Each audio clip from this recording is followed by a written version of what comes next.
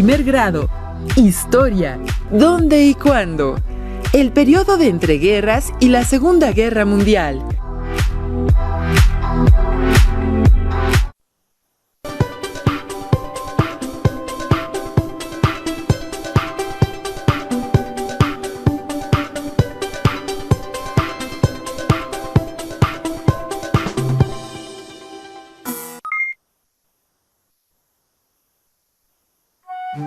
Bienvenidas y bienvenidos a una sesión más de Aprende en Casa 3. Mi nombre es Lourdes de Santos. Soy profesora de Historia y me da mucho gusto que me acompañen en la sesión de hoy.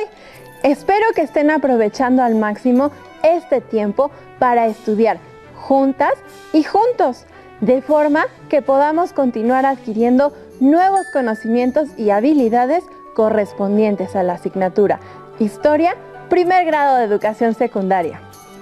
Recuerden mantener la sana distancia y lavarse constantemente las manos con agua y jabón durante 20 segundos. Al salir de casa, no olviden colocar correctamente su cubrebocas, porque al cuidarnos a nosotros mismos, cuidamos a los demás. Pongan mucha atención porque con la sesión de hoy concluimos el panorama del periodo, es decir, la ubicación temporal y espacial de los acontecimientos y procesos que caracterizaron al mundo de mediados del siglo XIX a mediados del siglo XX. En sesiones anteriores ubicaron dónde y cuándo: la Segunda Revolución Industrial, el imperialismo, los estados nacionales. Esta semana continuaron con el colonialismo en Asia y África, la Primera Guerra Mundial. Y en esta sesión, adivinen, ¿cuál es el propósito que cierra el panorama del periodo? Claro, el propósito que falta es ubicar temporal y espacialmente el periodo de entreguerras y la Segunda Guerra Mundial. Así es, con este tema concluimos el panorama del periodo, en el que nos propusimos enfatizar la ubicación temporal y espacial de todos y cada uno de los procesos y acontecimientos mencionados. Antes de empezar, les recomiendo que tengan a mano lápiz o bolígrafo, colores, cuaderno o hojas blancas, pues les servirá para realizar las actividades que iremos proponiendo y para tomar nota de las ideas más importantes. También deberán contar con la línea del tiempo ilustrada, que empezaron a trabajar en las 2 sesiones anteriores como parte del reto de la semana, pues le agregaremos información muy importante para terminarla. Por supuesto, tengan cerca su libro de texto, pues constituye su principal fuente de consulta. ¿Listas y listos? Muy bien, comenzamos. Para revisar los últimos 2 procesos históricos que conforman el panorama del periodo, deberán estar muy atentas y atentos a las siguientes preguntas guía. ¿Cuándo sucede el periodo de entreguerras? ¿Dónde tienen lugar los principales hechos del periodo entreguerras? ¿Cuándo inicia la Segunda Guerra Mundial? ¿Dónde se desarrolla? Así como la revisión de conceptos clave que les permitirá comprender mejor los procesos históricos que revisemos a lo largo de la sesión. Como recordarán, la Primera Guerra Mundial inició en 1914 y enfrentó a la mayoría de los países del mundo en un conflicto bélico que concluyó en 1918. Los procesos que continuaron a esos 4 años de enfrentamientos y que hoy nos corresponde ubicar en el tiempo y el espacio son el periodo de entreguerras y, por supuesto, la Segunda Guerra Mundial. El periodo de entreguerras, como su nombre lo indica, tiene que ver con las 2 décadas que transcurrieron entre la Primera y la Segunda Guerra Mundial, es decir, entre 1919 y 1939. Durante estos 20 años transcurrieron sucesos muy importantes que los historiadores agrupan en 3 etapas. Primera, los fabulosos 20. Segunda, la crisis del 29 o la Gran Depresión. Tercera, el surgimiento de los fascismos.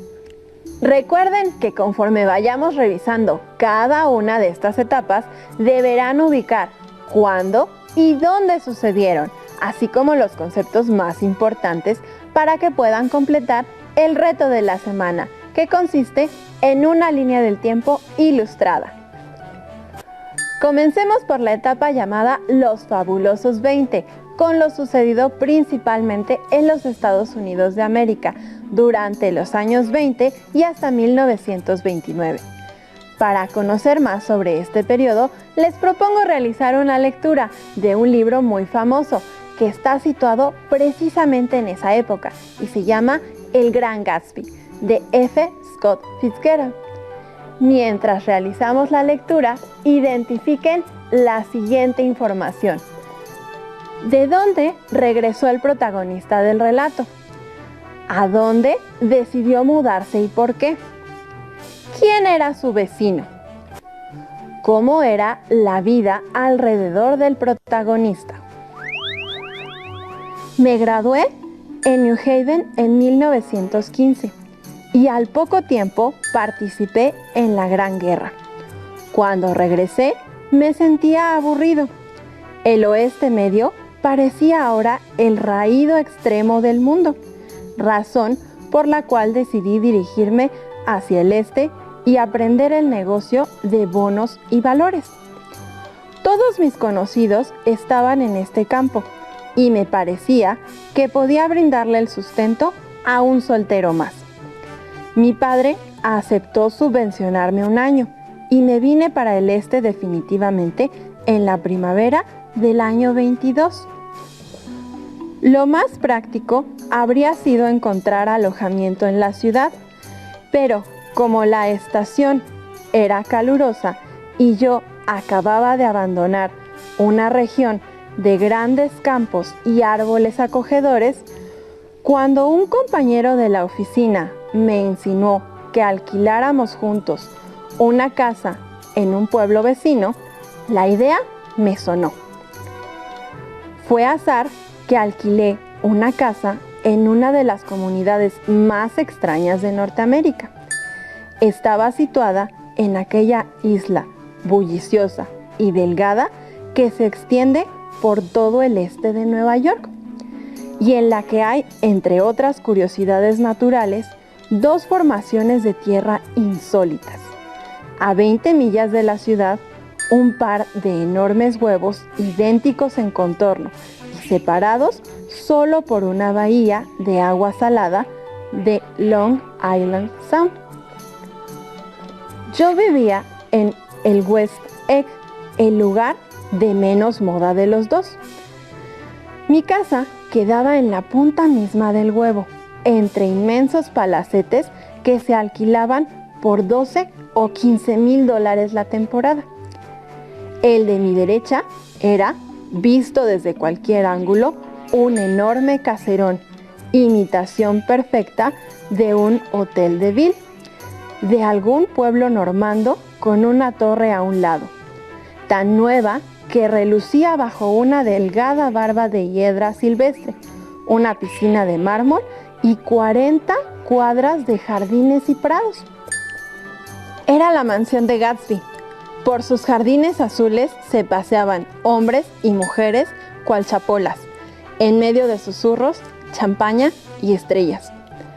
En las tardes, cuando la marea estaba alta, yo veía a sus huéspedes zambullirse en el agua desde la torre de la plataforma flotante o tomar el sol en la arena caliente de sus playas, mientras sus 2 botes de motor cortaban las aguas del estuario arrastrando los deslizadores sobre cataratas de espuma.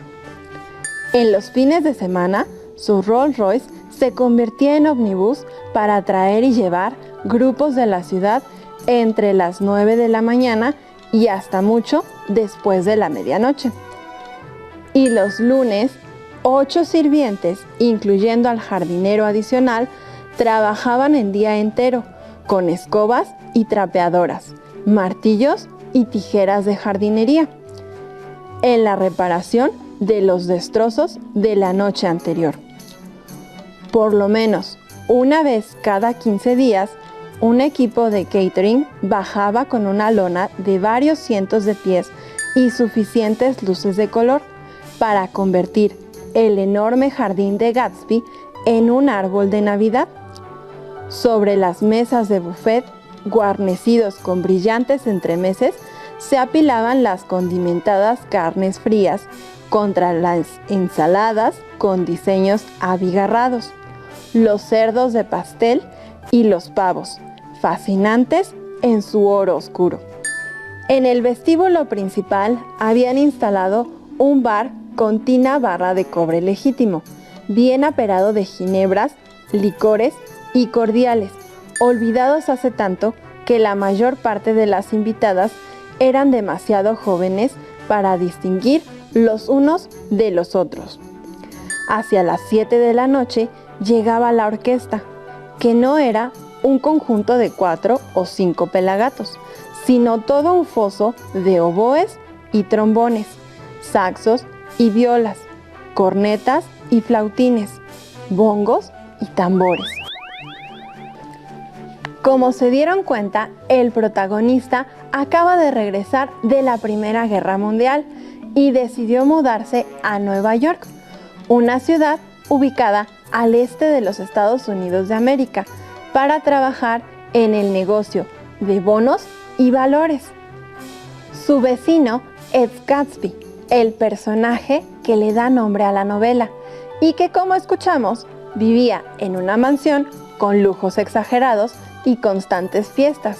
Y es que durante los años 20 se produjo un gran crecimiento económico en los Estados Unidos de América, debido a que el país fabricaba y exportaba a Europa una vasta cantidad de productos que, debido a la guerra, los europeos no podían producir. Esto significa que las personas en Estados Unidos de América podían comprar un automóvil que, si bien fue inventado en Europa, tuvo una gran producción en Detroit, donde se establecieron grandes fábricas que daban empleo a miles de personas. Los nuevos inventos, como el teléfono o los primeros electrodomésticos, propiciaron que en los años 20 las personas en los Estados Unidos de América gozaran de una vida acomodada y vivieran de fiesta en fiesta, como en la historia que acabamos de escuchar.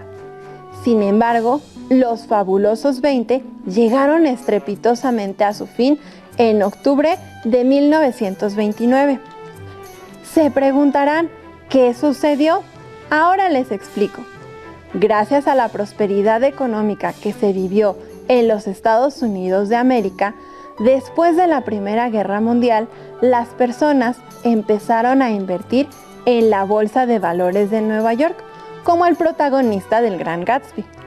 Sin embargo, muchas de esas personas lo hicieron mediante créditos de los bancos, lo que provocó un aumento en el precio de las acciones. Durante 5 años consecutivos hubo un crecimiento en el precio de dichas acciones, pero en 1929 los precios comenzaron a caer y para el 24 de octubre de 1929 los inversionistas tuvieron tanto miedo de perder su dinero que comenzaron a vender masivamente sus acciones, ocasionando que la Bolsa de Valores de Nueva York sufriera una caída estrepitosa. Este hecho generó una reacción en cadena que llevó a la quiebra de los bancos y al cierre de las fábricas, de modo que muchas personas perdieron sus empleos, llevando ya no solo a Estados Unidos de América, sino a la mayoría de los países del mundo a una crisis económica terrible que conocemos como la Gran Depresión, la cual se extendió por una década, hasta los inicios de la Segunda Guerra Mundial en 1939. El tercer proceso del periodo de entreguerras tiene que ver con el surgimiento y expansión del fascismo.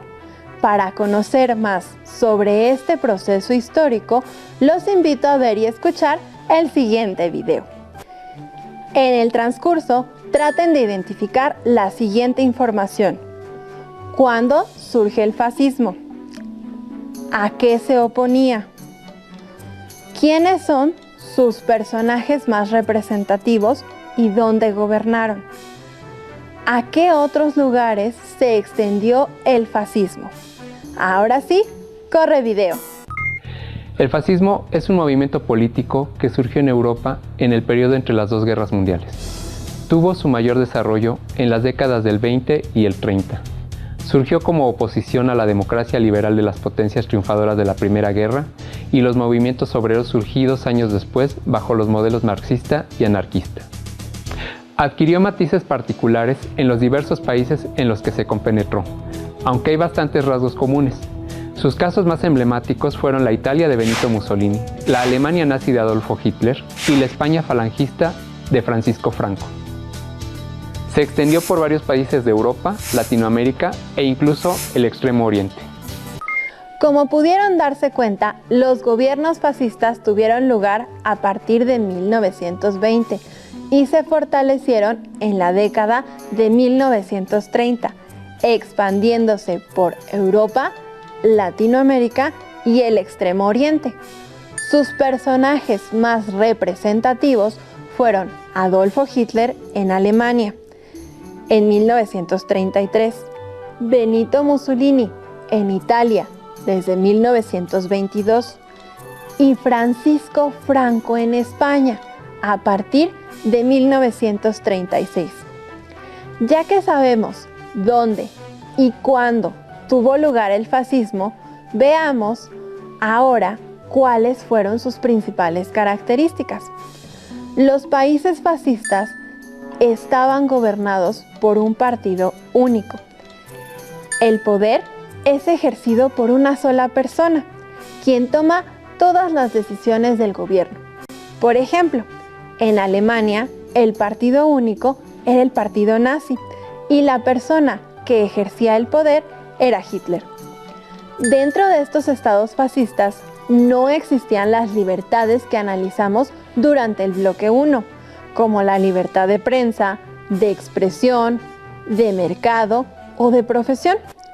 Por ello, se dice que estos estados son antiliberalistas. Para controlar a la población, los gobiernos fascistas utilizaron a los sindicatos, agrupándolos en una sola organización que respondía a los intereses del gobierno. Otro de los recursos que utilizaban los estados fascistas para mantener el control era el uso del ejército, por lo que son llamados estados militaristas. Los estados fascistas, como el de Alemania, usaban el nacionalismo y la propaganda para convencer a las personas de sus ideas y controlar a la sociedad. Estos movimientos fascistas, combinados con la crisis económica y la inconformidad de los alemanes por los territorios que les fueron arrebatados en el Tratado de Versalles, provocaron en 1939 el estallido de la Segunda Guerra Mundial, último proceso del panorama del periodo que revisaremos. Pero antes, veamos qué datos deberán agregar a su línea del tiempo ilustrada sobre el periodo entre guerras. En la diapositiva que ven en pantalla, hemos agregado el periodo de entreguerras y sus etapas clave. Fabulosos 20, crisis del 29 o la Gran Depresión y el surgimiento de los fascismos. También observamos un planisferio con la expansión de la crisis del 29 y un mapa de Europa que muestra a los estados fascistas en color verde. Después de ilustrar el tema en la línea del tiempo, es momento de ubicar la Segunda Guerra Mundial, un tema que estoy segura les causa mucho interés. Veamos algunos aspectos clave que es necesario conocer sobre este proceso histórico. Lo primero que debemos saber es que fue un conflicto mundial en el que participaron países de todos los continentes. Lo segundo que deben saber es que comenzó en 1939 y concluyó en 1945. Y lo tercero es que se peleó por tierra, mar y aire, principalmente en Europa y el Océano Pacífico. Como saben, entre las causas de la Segunda Guerra Mundial encontramos el ascenso del fascismo en Italia, el militarismo japonés, la crisis del 29, el Tratado de Versalles y el deseo de revancha de Alemania, la llegada de Adolfo Hitler y del partido nazi al poder en Alemania, los anhelos expansionistas de Italia, Alemania y Japón. Como saben, el inicio de la Segunda Guerra Mundial en 1939 se produjo cuando Alemania invadió a Polonia y debido al sistema de alianzas, al igual que en la Primera Guerra Mundial, muchos otros países se vieron obligados a involucrarse en favor o en contra. Las dos alianzas que caracterizaron a la Segunda Guerra Mundial fueron los aliados y las potencias del eje. El mapa que vemos en pantalla nos permite visualizar en verde los países que pertenecían a los aliados, mientras que en azul encontramos las potencias del eje. Adivinen, ¿cuántos países en total participaron en esta guerra? 72 países, incluido el nuestro. De entre todos los países que participaron en esta guerra, los más importantes que deberán tener muy presentes son, por los aliados, Inglaterra, Francia, la Unión Soviética y los Estados Unidos de América. México rompió su neutralidad para unirse a este bando. Y en las potencias del eje destacan Alemania, Italia y Japón. La Segunda Guerra Mundial se prolongó durante 6 años, por lo que generalmente los historiadores lo dividen en 3 etapas. La primera etapa va de 1939 a 1941. Se caracteriza en términos generales por la invasión de Alemania a Polonia y luego, producto de la Guerra Relámpago, de Dinamarca, Noruega, Suecia, Holanda y Bélgica. Inglaterra y Francia son acorralados en Dunkerque, una ciudad portuaria francesa. Francia es ocupada por los alemanes y dividida en 2 áreas. Posteriormente, Alemania bombardea a Inglaterra. En África, los alemanes buscaron conquistar el Canal de Suez en Egipto e Italia intenta conquistar Etiopía y Somalia. La segunda etapa va de 1941 a 1942 y es considerada como el equilibrio de fuerzas, pues Alemania, violando el pacto de no agresión, invade a la Unión Soviética y la obliga a entrar en la guerra. La persecución que hicieron los nazis de los judíos y de otros grupos raciales comenzó en 1933, cuando el partido nazi asumió el poder de Alemania y fue radicalizándose con el paso del tiempo, hasta llegar a la creación de guetos o áreas aisladas dentro de las ciudades, donde eran obligados a vivir los judíos u otros grupos por motivos étnicos, ideológicos o religiosos. Los guetos se concentraron en algunas ciudades de Italia, Polonia y otros países del centro de Europa. Los nazis también crearon campos de concentración, donde hombres, mujeres y niños, en su mayoría judíos, eran obligados a realizar trabajos forzados en condiciones infrahumanas y bajo tortura, por lo que muchos de ellos morían de hambre o de agotamiento. Hacia el final de la guerra, los nazis también crearon los campos de exterminio, donde miles de judíos fueron asesinados en las cámaras de gas. Para terminar la sesión de hoy, Jania, alumna de primer grado de secundaria, nos compartirá la lectura de una de muchas historias interesantes sobre la Segunda Guerra Mundial. En este caso, es sobre la historia de una mujer muy valiente. Mientras Jania realiza la lectura, pongan mucha atención para identificar quién es el personaje principal, en dónde tiene lugar el relato, cuál fue la alianza que apoyó con sus acciones. La historia que les voy a compartir dice así: Pepita la guerrillera, doblegada por el peso de una mochila, avanzaba penosamente por el campo de batalla, una diminuta mujer filipina al norte de Manila. Varios soldados japoneses la detuvieron para interrogarla. Algunos, al observar el color amarillento de su rostro ulcerado, le tuvieron compasión y la dejaron ir. A otros les mostró su piel con llagas y cuando pronunció la palabra lepra, ningún soldado insistió, mucho menos en revisar la mochila o en poner atención al mapa que llevaba.